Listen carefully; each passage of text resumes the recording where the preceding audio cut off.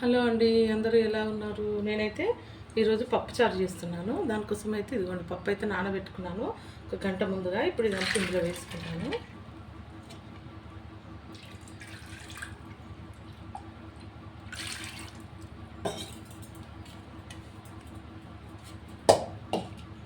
ఇందులోకి ఒక 4 టమాటాలు కట్ చేసి వేసుకుంటానండి. ఒక 4 టమాటాలు తీసుకున్నాను. టమాటాలు వేసుకుంటాను.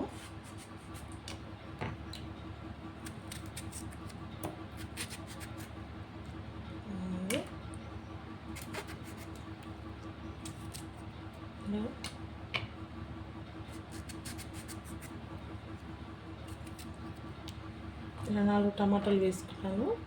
అలాగే ఒక 4 పచ్చిమిర్చి తీసుకున్నాను నేను. ఇదిగోండి ఒక 4 పచ్చిమిర్చి తీసుకున్నాను. ఇవి కూడా కొంచెం కట్ చేసి వేసుకుంటాను.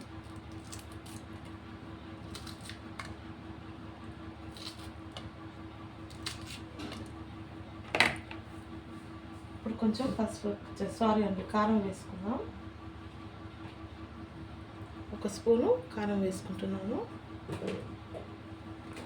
అలాగే ఒక సగం స్పూన్ పసుపు వేసుకుంటున్నాను. కనబడుతుందా? ఓకే, పసుపు వేసుకుంటున్నాను. అలాగే ఒక 2 స్పూన్ల వరకు ఉప్పు వేసుకుంటున్నాను. ఇది 2 ఉప్పు వేసుకున్నాను. కొంచెం అల్లం వెల్లుల్లి పేస్ట్ వేసుకున్నాను. ఇదిగోండి కొంచెం అంతా అల్లం పేస్ట్ వేసుకుంటున్నాను. ఇప్పుడు ఇందులో సరిపడా వాటర్ వేసుకుందాం.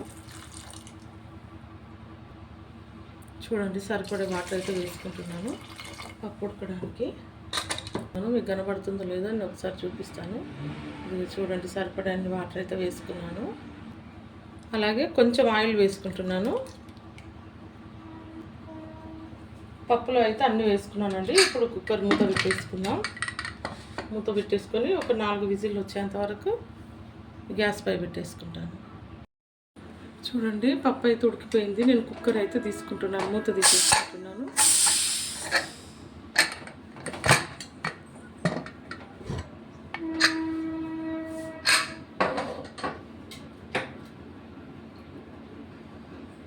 ఇది పప్పు అయితే ఉడికింది. ఇప్పుడు దీంతో అంతా మెదిపేసుకుంటాను నేను.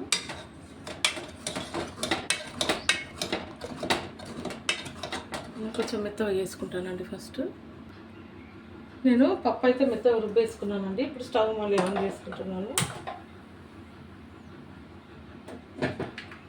పప్పు మెత్తగా రుబ్బేసుకున్నా.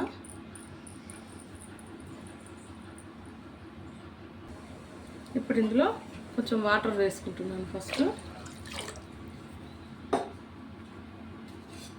అలాగే కొంచెం చింతపండు రసం వేసుకుంటానండి.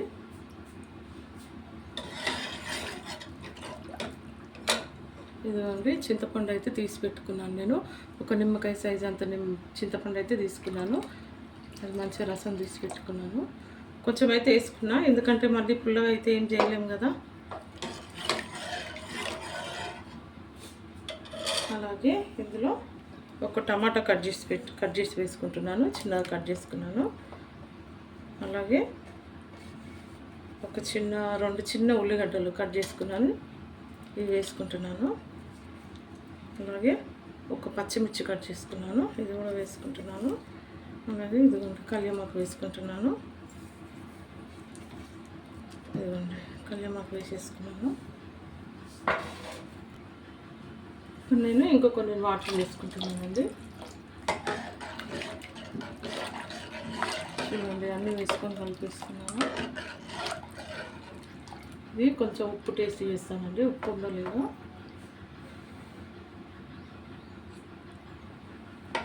ఉప్పు పడుతుందండి, నేను ఇంకా కొంచెం ఉప్పు వేసుకుంటాను. ఫస్ట్ ఒక 2 స్పూన్లు వేసుకున్నాను. ఇప్పుడు మళ్ళీ ఇంకొక 2 స్పూన్లు వేసుకుంటున్నాను. ఎంత కలిపేసుకున్నాను. ఇప్పుడు ఇందులో కొంచెం సాంబార్ పొడి వేస్తున్నాను. ఇది పప్పుచారు అండి, సాంబార్ అయితే కాదు, కానీ ఇందులో కూడా సాంబార్ పొడి వేసుకుంటే చాలా టేస్ట్గా ఉంటుంది. నేనైతే వేసుకుంటాను ఎప్పుడైనా. సాంబార్ అంటే మనం మునక్కాయలు, సొరకాయ, కొన్ని కూరగాయలు వేసుకొని చేసుకుంటే సాంబారు. ఇందులో నేను ఏం వేయలేదు, ఇది పప్పుచారు అండి. కొంచెం సాంబార్ పొడి వేసుకొని అంతా కలిపేసుకున్నాను. ఇది కొంచెం మసలాలి. చూడండి పప్పు అయితే మసులుతుంది. ఇదండి పప్పుచారు. ఇదైతే ఇంకొక 2 నిమిషాలు అలాగే మసలాలండి. పప్పు అయితే మసిలిపోయిందండి. ఇప్పుడు నేనైతే స్టవ్ బంద్ చేసుకుంటాను. అలాగే ఇది పోపు పెట్టుకుందాం. పప్పు అయితే దించేసుకున్నానండి. ఇప్పుడు నేను ఇది ఒక గిన్నెలోకి తీసుకుంటాను. ఫస్ట్ నేనంతా ఈ స్టీల్ గిన్నెలోకి తీసేసుకుంటాను పప్పు. స్టవ్ పై గిన్నె పెట్టుకున్నానండి పోపుకి వేసుకోవడం కోసం. ఇప్పుడు గిన్నె వేడెక్కింది. నేను కొంచెం ఆయిల్ వేసుకుంటాను. ఇదండి ఒక పావు ఆయిల్ వేసుకున్నాను. సగం వేసుకుంటాను, ఒక పావు అయితే వేసుకున్నాను, ఇంకా కొంచెం వేసుకున్నాను ఆయిల్. ఇప్పుడు ఇందులో జీలకర్ర ఆవాలు వేసుకుందాం. ఇప్పుడు ఎల్లిపాయలు వేసుకుందాం. ఇప్పుడు కొంచెం ఎండుమిర్చి మెంతులు వేసుకుంటున్నాను. ఇవి కొంచెం మెంతులు తీసుకున్నాను, ఇవి వేసుకుంటున్నాను. ఇప్పుడు కొంచెం ఇంగువ వేసుకుంటున్నాను. నేను స్టవ్ కూడా ఆఫ్ చేసుకున్నానండి. ఇప్పుడు పప్పు పోపు పెట్టుకున్నాను కదండి, ఇదంతా నేను పప్పులో వేసుకుంటున్నాను.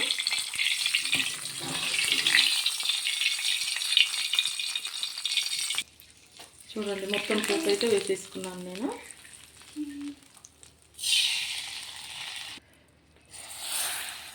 చూడండి అంత పోపు అయితే వేసేసుకున్నాను. ఇదిగోండి మా పప్పు అయితే పోపు పెట్టేసుకున్నాను. చూడండి పప్పుచారు అయితే అయిపోయింది. ఈ పప్పుచారు రెసిపీ మీకు నచ్చినట్లయితే లైక్, షేర్, సబ్స్క్రైబ్ అండి. ఓకే అండి, బాయ్.